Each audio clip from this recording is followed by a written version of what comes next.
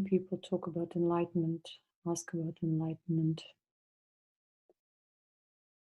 We're living in the age of spiritual corruption and delusion.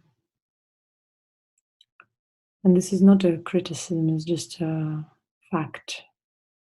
So people create movements because of a certain experience that they had, the experience that they considered the final point, when in reality, these experiences are the introduction to spirituality, the beginning point, which does not guarantee the completion. People speak about experiences of contentment and peace, oneness, or whatever they may describe it, however they may describe it. These experiences do not mean that these people achieved anything or even came closer to the achievement. Because the truth is that there is no achievement. The ancient science of spiritual evolution, which doesn't need to be even tagged whether it belongs to this tradition or to that. Whatever belongs to a tradition means it has already corrupted, it has already undergone some changes and corruption. So the truth can only be known within oneself. But many people ask about enlightenment and what these experiences of enlightenment are, what the experience of Kundalini awakening is. Is it really the enlightenment? If they received Shaktipat from someone, what is it? So, first of all, we have to speak about Shaktipat, because everyone speaks about it. Everyone nowadays gives it because it has probably become a profitable business. So, Shaktipat, the ignorant person will not be able to distinguish between the purified, refined being and a charlatan, or someone who claims to know. And this is fine, because everything is right for every human being.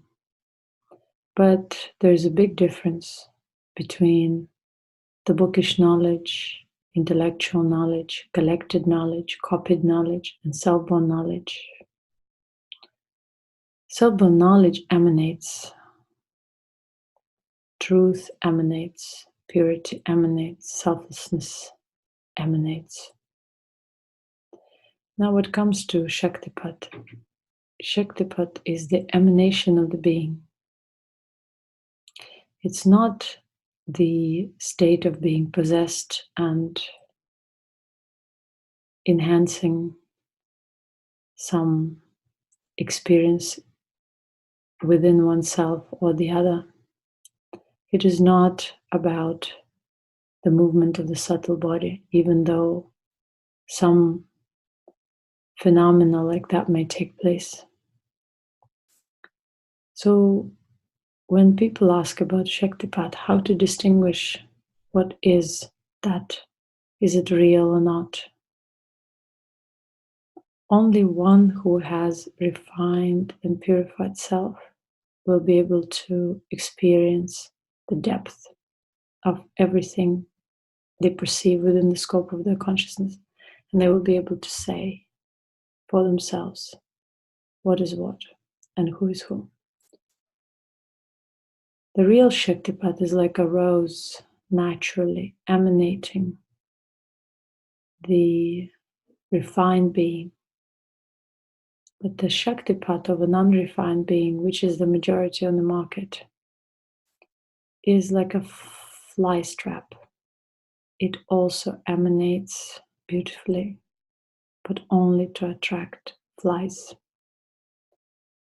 So the Shaktipat that has an intention, a purpose, is not real Shaktipat, because the person transmits the intention and the purpose and binds the other one, the receiver, by that intention, by that purpose.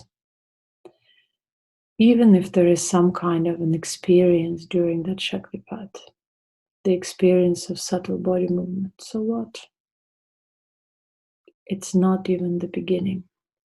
It's just like a little push. You haven't set on a journey yet. In order to set on a spiritual journey, one needs to spiritually mature to a certain level and have a degree of purity.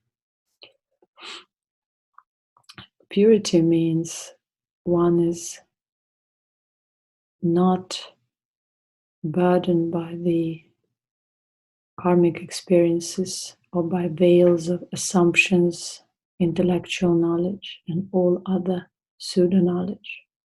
So if one is purified, refined to a certain degree, they'll naturally come across something genuine. But it's a very rare phenomenon. So true Shaktipat, it is not an emanation of intention. True Shaktipat is not performed with intention. Transmission of knowledge can be performed with intention of transmitting the knowledge, but even the higher transmission is the transmission of one's being. That being has to be refined, has to be one with the ultimate. So the body transmits the ultimate, because the ultimate has refined the subtle, and the subtle has refined the physical, and that emanation is shining through. So it's like the emanation of a rose. The rose is not trying to attract anyone, because it's just a natural being of the rose emanating this beautiful aroma, and because there's no intention, there's no trap. So false Shaktipats are like a fly trap. They attract a lot of flies, which become the source of their energy and sustenance. True Shaktipat does not bind people, and that's why it's performed only rarely. So people are not bound, but only genuine people are able to recognize it and receive nectar from it, like bees receive nectar from the rose. And this is a big difference. Nowadays, it's very difficult to distinguish. In order to get enlightened in this day and age, one needs to go through a lot of refinement. Most of the people on the market who talk about enlightenment, associating it with experience of deep, profound peace and samadhi, have bookish knowledge. They had a glimpse, an experience, but have not refined themselves. And then someone proclaimed them teachers, gurus, people with a lot of following. The following defines the quality of a teacher. And so when one is truly enlightened, their subtle body is refined. That refinement results in the refinement of the physical body and the emanation of purity. There is no trap there, because the teaching emanates itself.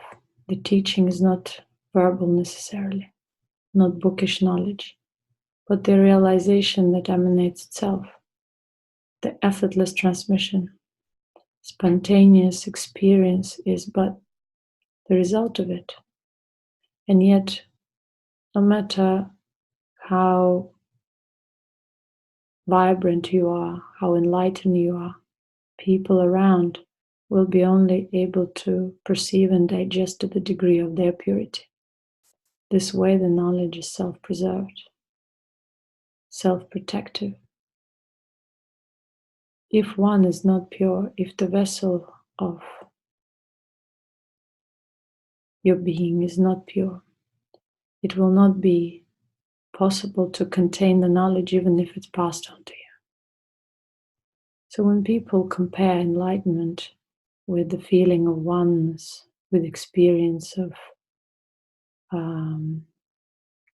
deep contentment, that is just a foundation, the first step on a long, long journey for the majority of people, where awakening to the subtle body, experience of the subtle body is but a natural phenomenon. But in this day and age, it has become some kind of a science for which people need to spend a lot of time digging into it, or paying to some people who would just give them a push or a feeling of some movements. Even if you experience some movements, sometimes or many times these movements could be, they're not a sign of self-awakening. Yes, you experience the subtle body, so what? This is the result of some sort of a activity, an activity, most probably the occult activity, some form of possession. Many people who claim that they have gotten enlightened have practically experienced the possession, spiritual possession, or one or the other form of possession. And many of these people who claim the truth and the knowledge are simply possessed by the power, by some entity, and so on. I don't want to go into the details. But the ordinary person will not be able to see it. They buy into charisma. They buy into talks. They buy into some kind of experiences that happen around the person. But they don't realize what the science of spirituality is. It's not the science of charlatans, magicians, mesmerizing beings, showman, businessman. It's the actual science, which is very simple. Even if you awake to your subtle body and there is movement there, the movement is all the time there, but early you haven't been aware of it. So now you're aware of your actual essence, the reason for your body, for the karma. Now you have to refine it. The process of refinement is the most tedious, and most of the people fail because they have a preconditioned idea of what enlightenment should be, what spirituality should be, what the teaching should be, and many times they create these traps themselves. So even though we have all these pseudo teachings and pseudo gurus, they are supported by the people who resonate with these teachings. That's why these teachings exist. Kali Yuga is not some kind of a punishment. The judgment day is not of this day and age is not some kind of a punishment for us, but simply the collective creation, the result of this collective consciousness creation. And everything is fine. There's no need to change anything. It's just this sharing is just for raising people's awareness to clarify that there is no need to hallucinate continuously. Simplicity is the key to everything. The moment your mind goes into complications, into complexity, into more and more creation, into expanding your conscious power, clinging towards certain aspects within your own manifestation, it's a red flag. So try to collect yourself back together. The most important is that your awareness turns within. And when it turns within, it naturally experiences calmness, stillness. It naturally experiences blissful being. So what? It's not any enlightenment. To complete this process is difficult because of this complexity, because there is no stillness. If one cultivates stillness, refines self, and accomplishes this process of refinement, one transforms, and then eventually one reaches the completion. One's radiation, emanation, spiritual radiation, becomes effulgent. One rejuvenates fully. one doesn't age, doesn't decay, and one's vibration is very powerful. But one is simple and humble. One doesn't need any tags, any titles. One doesn't have any history. No one has any future.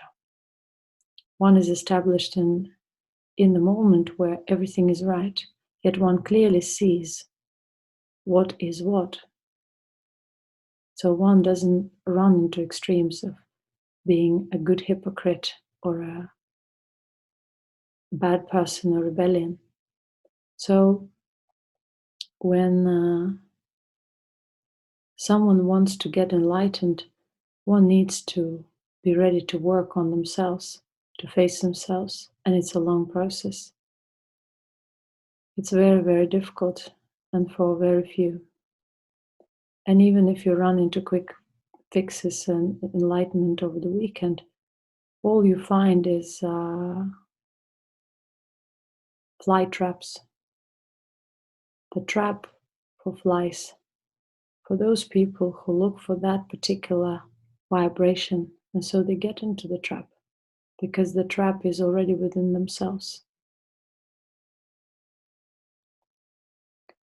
The true accomplishment is when one's light body, the light essence, is mature, and that's why one's radiation will be unintentional, unconditional, selfless, as one self-being.